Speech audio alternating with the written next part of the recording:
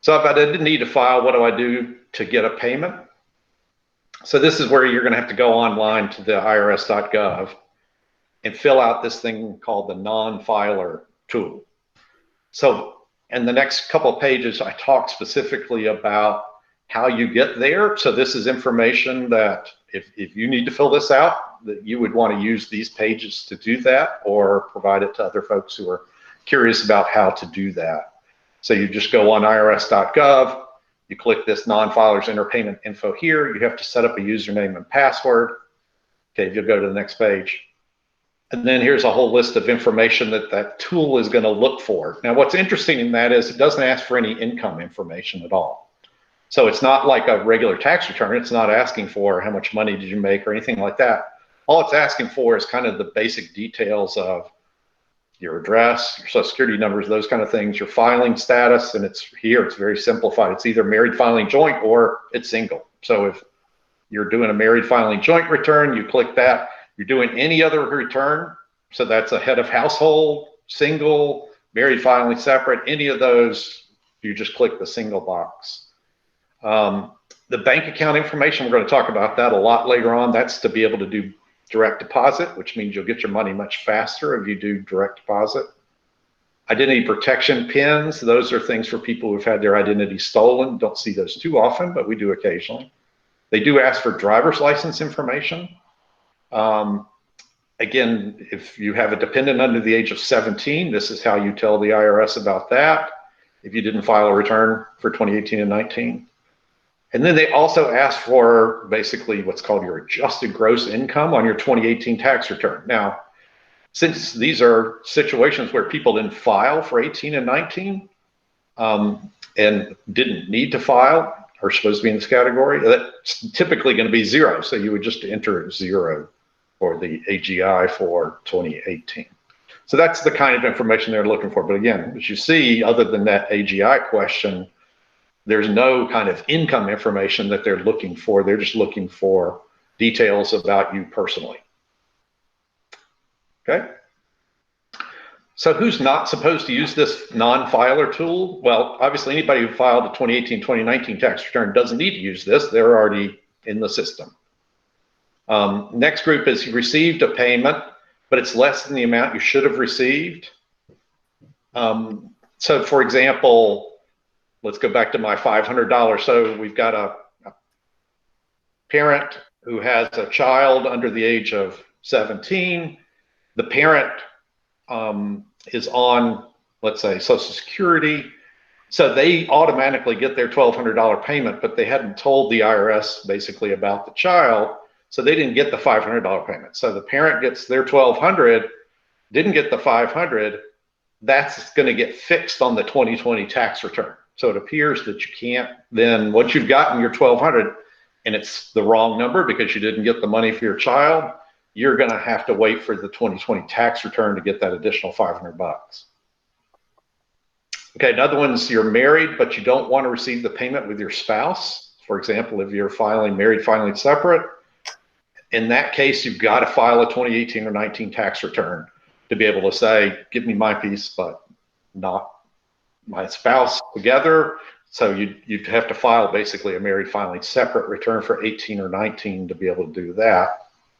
And the last is resident aliens, where you've met this, what's called the substantial presence test, which is basically you've lived in the U.S. more than half the year. If you're in that situation, but you're not a U.S. citizen or a permanent resident, then you have to file a tax return to receive a payment. You can't use this non-filer tool. Okay. Okay, so is this taxable income? Are they going to get taxed on this $1,200 that they receive? And the answer to that is no. Fortunately, they're not. It's treated as a refund of taxes that you're deemed to have paid, so it's not taxable income. The other positive thing that they just put out on Friday as well is clarification that the payment does not affect your income for purposes of determining eligibility for federal government assistance or benefit programs.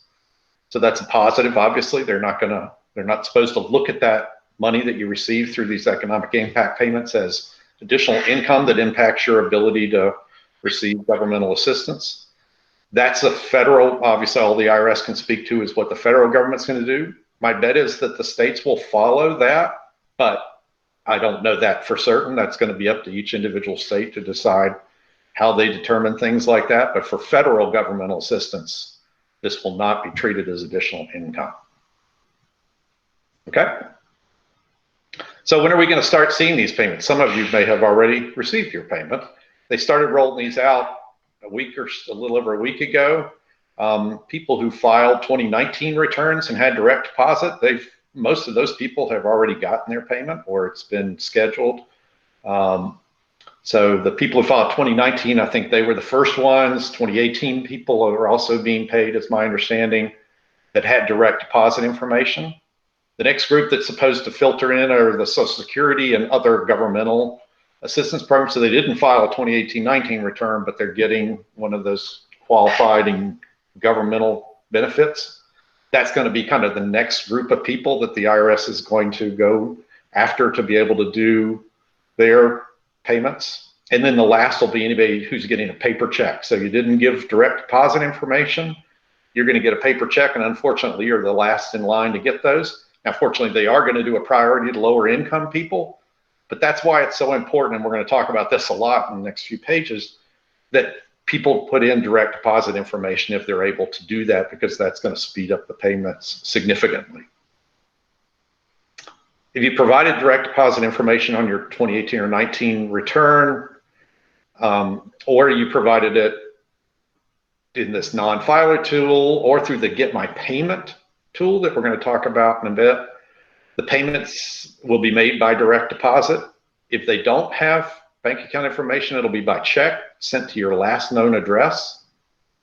The direct deposit, if on your return you owed money last year and you did what's called a direct debit instead of direct deposit, the IRS, strangely enough, I can't figure out why they did this, said that doesn't work, that they won't use that bank account information, even though it's identical information to the direct deposit, but for some reason they're not going to allow direct deposit in that situation. So for most of these situations, and we're going to talk about this, there's another way to give them the direct deposit information so that you can speed up your payment. Okay? So how are payments going to be made to Social Security recipients? If you didn't file for 2018 or 19, but you received Social Security or any of these other qualifying benefits, as I said before, your payment will be automatically paid. And the way they're going to pay that is in the same form you get Social Security. So if you get Social Security by direct deposit, this payment will come by direct deposit. If you get your Social Security by check, it's going to come by check. Same thing for SSDI, all these others as well. That's a situation where basically you're going to automatically follow however your governmental payment is made. You're not going to be able to impact that. So if you get a check for Social Security, you're going to get a check for this. You can't use the Get My Payment tool to enter bank account information if you don't get your governmental payment by direct deposit.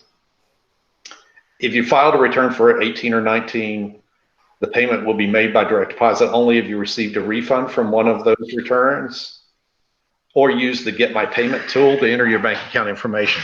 Something I discovered today because of a question I got is they're going to look at your most recently filed return. So even though I say 18 or 19, if you, for example, had a direct deposit on your 18 return, but in 19 you owed money and you already filed your 19 return, they won't go back to that 2018 return. They'll only look at the most recently filed tax return. So if that most recently filed tax return doesn't have direct deposit information on it, you won't get it by direct deposit unless you go on this Get My Payment tool to enter your bank account information.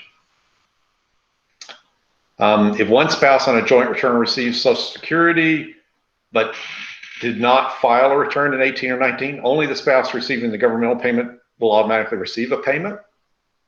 The other spouse is going to get theirs either by using that non-filer tool that we're going to talk about, or by filing a 2020 on their 2020 tax return. So again, if you think about that, one spouse gets Social Security, the other spouse does not. They don't make enough money to file a return, didn't file for 2018 or 19. All the IRS knows about is the Social Security recipient. They don't know about the other because you didn't file 18, 19 return. So basically you got to tell the IRS. So you can either do that through this non-filer tool or do it on your 2020 tax return. Okay.